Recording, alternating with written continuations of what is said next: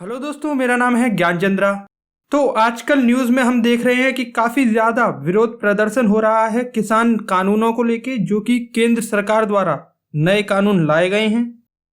कुछ राज्यों में जैसे कि हरियाणा, पंजाब और उत्तर प्रदेश में इसका असर काफ़ी देखने को मिला है। हालांकि पूरे ही भारत में इसका आपको असर देखने मिलेगा, पर पंजाब, हरियाणा और यूपी में इसका कुछ ज़्यादा ही प्रदर्शन हो रहा है।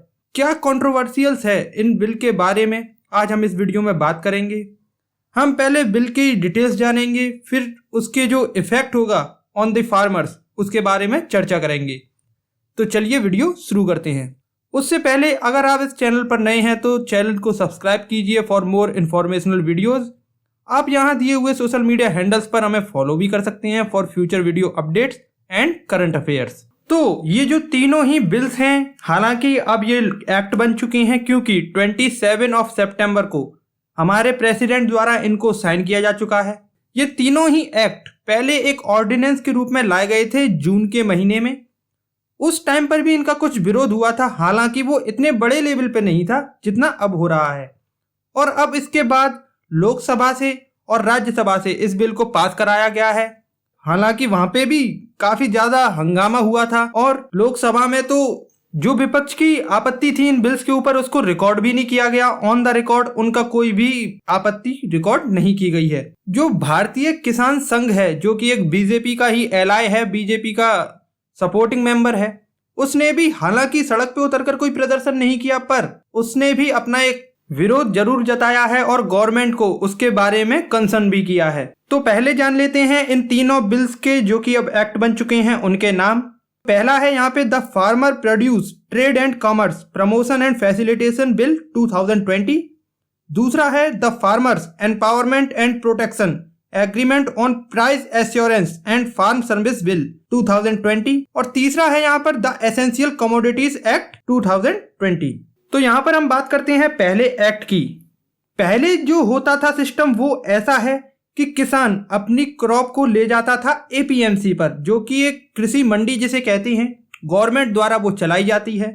किसान अपनी क्रॉप को वहां पे लेके जाता था और वहां पर उसको बेचता था। किसको बेचता था? सरकार को नहीं, सीधे किसी मिडिलमैन को। नॉर्थ साइड की स्टेट्स में जिसे आड़तिया बोला जाता है उसे बेचता था और वो कुछ कमीशन लेके उसे आगे बेच देता था to the retailers and industrialist. APMC होते थे, वहां पर लाइसेंस्ड मिडिलमैन हुआ करते थे जिसे हम नॉर्मली आड़तिया बोलते हैं। वो किसानों से जो फसल है उसको परचेस करते थे और आगे रिटेलर्स या किसी भी इंडस्ट्री फैक्ट्री वाले को सेल कर देते थे। यहां पर कॉन्सेप्ट आता है एमएसपी का। हालांकि जो पिछले साल का एमएसपी था ऑफ व्हीट क्रॉप वो था 1925 रुपए प्रति क्विंटल। तो जो आड़तिया होता था वो किसान से कुछ कम दाम में वो क्रॉप को खरीद लेता था और आगे जाके एमएसपी के आसपास उसे सेल कर देता था। ये तो था पुराना सिस्टम। अब इसमें चेंज क्या आया है उसकी हम बात करते हैं। जो चेंज गवर्नमेंट द्वारा इस बिल में लाया गया है वो ऐसा है कि गवर्नमेंट जो पहले मिडिलमैन को फार्मर क्रॉप बेचता था, उसके बाद मिडिलमैन जाके इंडस्ट्रियलिस्ट है या रिटेलर है उसको बेचता था।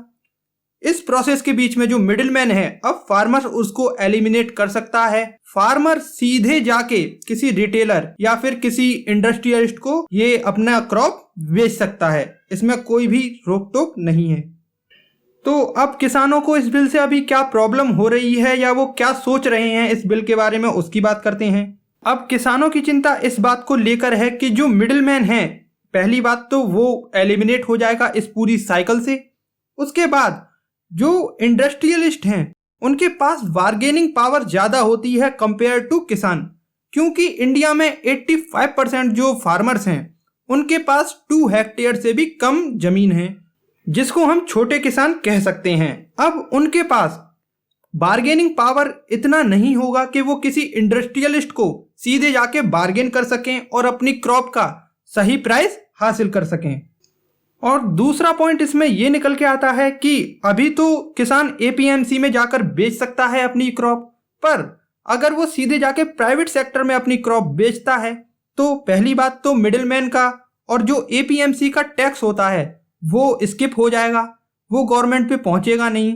तो इससे स्लोली जो एपीएमसीज हैं वो बंद होने की कगार पर पहुंच जाएंगी, क्योंकि उनको ऑपरेट करने का भी एक खर्चा होता है, वहां पर भी काफी सारे लोग काम करते हैं।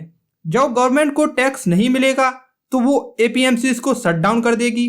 उसके बाद प्राइवेट सेक्टर की एक तरह से मोनोपोली हो जाएगी इस मार्केट में, और शुरुआत में हो सकता है कि वो कुछ अच्छा प्राइस दे दें टू दी फार्मर्स उनकी क्रॉप के लिए, पर स्लोली हो सकता है कि ये जो मार्केट फोर्सेस हैं वो किसान को एक्सप्लॉइट करें और किसान के पास भी कोई और ऑप्शन रह नहीं जाएगा, क्योंकि एपीएमसी स्लोली बंद हो ही जाएगी। और उसके बाद कोई भी रिटेलर है या इंडस्ट्रियलिस्ट है वो भी टैक्स बचाने के चक्कर में सीधा फार्मर से बाय करेगा। और दूसरा पॉइंट इस बिल का है कि किसान कहीं भी जाके अपनी फसल बेच सकता है। हालांकि ऑन द पेपर ये जो एक्ट है वो काफी अच्छा लग रहा है कि किसान किसी भी टैक्स के बिना कहीं भी जाके अपनी क्रॉप बेच सकता है, पर जो स्मॉल फार्मर्स हैं वो अगर समझो कि अपने राज्य में उन्हें अपनी क्रॉप का सही दाम नहीं मिल रहा है, वो दूसरे राज्य में अपनी क्रॉप को ट्रैवल करवाएंगे और वहां पर भी स्टोरेज का भी खर्चा है। उसके बाद ये बहुत ही मुश्किल हो जाता है एक छोटे किसान के लिए कि वो ये सब अफोर्ड कर पाए, तो वो प्रेफर करता है कि वो उसी राज्य जो एपीएमसी है उसमें अपनी क्रॉप सेल कर दे। और क्योंकि इस बिल के इस पर्टिकुलर पॉइंट को लेकर काफी हवा मचा हुआ है कि सब लोग कह रहे हैं कि इससे जो बैरियर है उसको खत्म कर दिया गया है, तो यहाँ पे मैं बोलना चाहूंगा कि फार्मर्स पर पहले भी कोई बैरियर नहीं था कि वो इस स्टेट में ही अपना क्रॉप बेचें या कहीं भी जाकर अपना क्रॉप बेचें। हालांकि जो मिडिलमैन है आड़तिया, उन पर एक रेस्ट्रिक्शन जरूर होता है कि वो अगर कहीं और जाकर अपनी फसल बेचते हैं जो उनने खरीदी हुई है बाय द फार्मर, तो उनके ऊपर एक टैक्स पेड होता है। इसके बाद क्योंकि प्राइवेट सेक्टर पे जो खरीद फरोख्त करेगा डायरेक्टली बाय द फार्मर, उस पर कोई टैक्स इस बिल में निर्धारित नहीं किया गया है, जिससे कि स्लोली जो बायर्स हैं वो डायरेक्ट किसान से परचेज करेंगे। उसके बाद जो टैक्स कलेक्ट होता है मंडी में जो कि एपीएमसी है, वो धीरे धीरे बंद हो जाएंगी, क्योंकि उनके पास टैक्स कलेक्शन आएगा नहीं, उनको ऑपरेट करने का खर्चा वहां से निकलेगा नहीं। इसके वजह से वहां पर जो मिलियंस लोग काम करते हैं, क्योंकि ये अपने आप में ही एक इकोसिस्टम है, वहां पर भी अकाउंटेंट्स बैठते हैं, लेबर्स वर्क करती है जो सामान है उसे इधर से उधर पहुंचाने में, तो ये जो लोग हैं जो वहां पर जॉब करते हैं उनकी जॉब पर भी एक डेंजर आ जाएगा। ये तो हो गई बात पहले बिल की। अब आते हैं नेक्स्ट बिल पर। तो जो सेकंड बिल है उसको हम सीधे कॉन्ट्रैक्ट बिल कह सकते हैं, कॉन्ट्रैक्ट फार्मिंग बिल कह सकते हैं, क्योंकि इसमें कॉन्ट्रैक्ट के बारे में बात की गई है। इस बिल के अनुसार जो फार्मर है वो पहले से ही कॉन्टैक्ट कर सकता है किसी भी बायर से।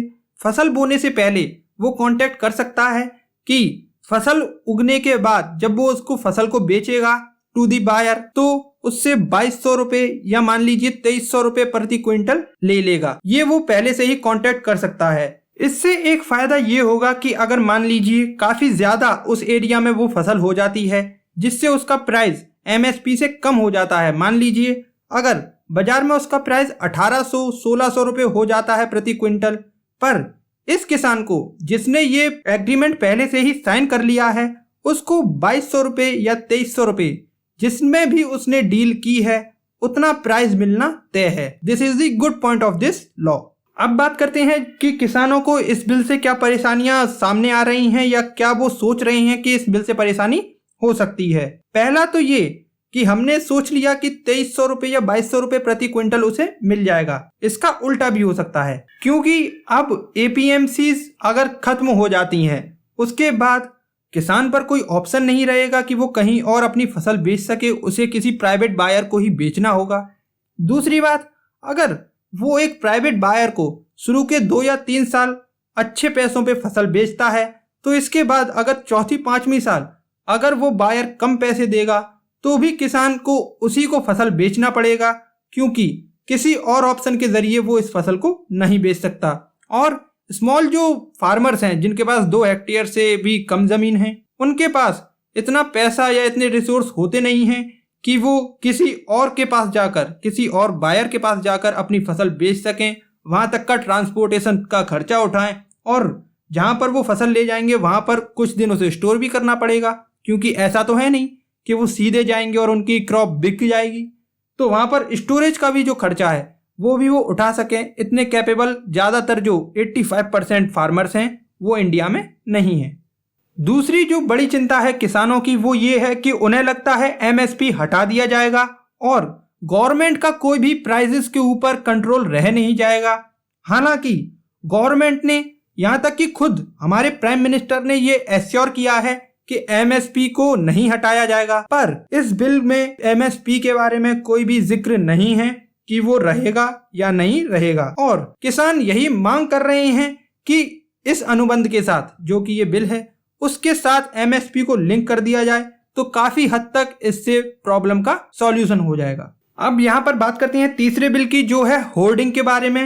होर्डिंग बेसिकली वर्ड है जो इलीगल लोग स्टॉक कर लेते थे पहले, उसके लिए यूज होता है। इसके बारे में अब एक एक्ट पास हो गया है जिससे ये कहा गया है कि जो स्टॉक है उसको इंडस्ट्रियलिस्ट हैं, जो प्राइवेट प्लेयर्स हैं या फिर जो फार्मर भी है, वो अनलिमिटेड स्टॉक कर सकता है अपनी क्रॉप का, जो भी वो खरीदते हैं या जो भी प्रोड्यूस करते हैं। पहले के टाइम में काफी खबर आती थी कि इस चीज का स्टॉक कर लिया किसी ने, 100 क्विंटल चीनी या 200 क्विंटल चीनी गेहूं का स्टॉक कर लिया, और जब उसका प्राइस अच्छा हो जाता था तब वो उसे निकालकर बेच देते थे इन दी मार्केट।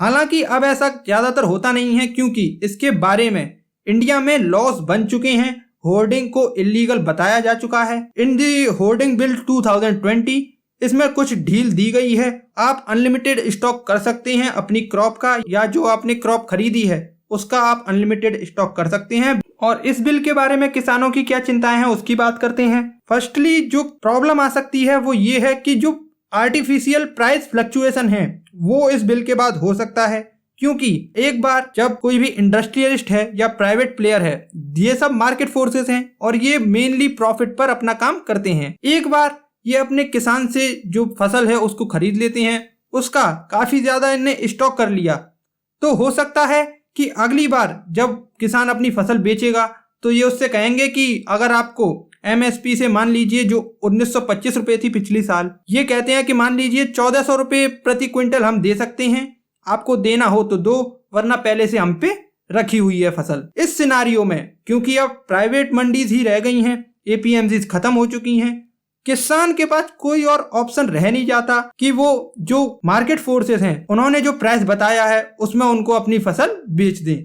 और क्योंकि कॉन्ट्रैक्ट के जरिए डायरेक्ट सेलिंग की जाएगी टू द प्राइवेट प्लेयर्स, यहाँ पर कुछ भी इलीगल होगा नहीं, कोई भी आप एक्शन ले नहीं सकते अगेंस्ट दी प्राइवेट प्लेयर्स। और किसानों का इस बारे में कहना है कि ये जो एक्ट है ये कंपनीज के लिए ज्यादा फेवरेबल है कंपेयर टू फार्मर्स। कंपनीज को ये ज्यादा फायदा पहुंचाता हुआ दिखता है।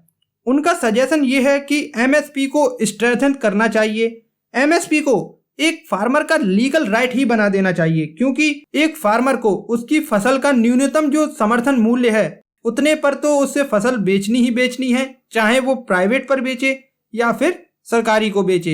ये एक नियम बना देना चाहिए, ऐसा किसानों का सुझाव है। अभी के टाइम में हालांकि 20+ क्रॉप्स का जो एमएसपी है वो गवर्नमेंट द्वारा डिक्लेयर किया जाता है, पर गवर्नमेंट जो फसल्स को खरीदती है मोस्टली वो 2 ही क्रॉप होती हैं, एक होती है व्हीट, दूसरी राइस। इसके अलावा किसी फसल को अगर कोई बहुत ज्यादा इमरजेंसी है तो ही गवर्नमेंट उसकी परचेजिंग करती है, वरना जो भी क्रॉप है उसको एमएसपी पर या तो गेहूं ही गवर्नमेंट खरीदेगी या चावल ही खरीदेगी, इसके अलावा कोई और क्रॉप वो खरीदती नहीं है। यहाँ पर कंक्लूजन निकल के आता है कि एपीएमसीज जो कि इस सब के बाद बंद होने की कगार पर पहुंच जाएंगी। हालांकि एपीएमसीज में भी काफी प्रॉब्लम्स हैं, पर उनको शट डाउन करने की बजाय उनमें रिफॉर्म लाने की जरूरत है। ऐसा नहीं करना चाहिए कि किसान के पास कोई और ऑप्शन नहीं रह जाए। इसके बाद जो दूसरा कंक्लूजन है वो ये है कि मिडिलमैन को जो आप एलिमिनेट करने की बात कर रहे हैं वो एलिमिनेट नहीं किया जाए, क्योंकि जो मिडिलमैन एपीएमसीज में बैठकर खरीद फरोख्त करता है वो प्राइवेट मंडीज जो कि स्टैब्लिश होंगी इस रूल के बाद उनमें भी खरीद फरोख्त कर सकता है।